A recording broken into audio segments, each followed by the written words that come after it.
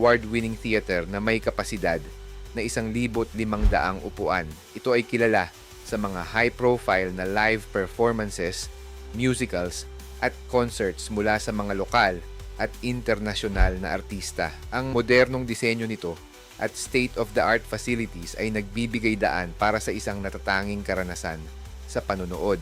Isang malaking shopping complex na nag-aalok ng mga luxury brands, international dining options, at entertainment venues tulad ng Newport Cinemas.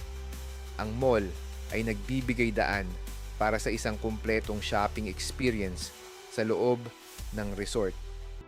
Isang sikat na New York steakhouse na nag-aalok ng dry-aged USDA prime steaks at higit sa 1,200 varieties ng wine.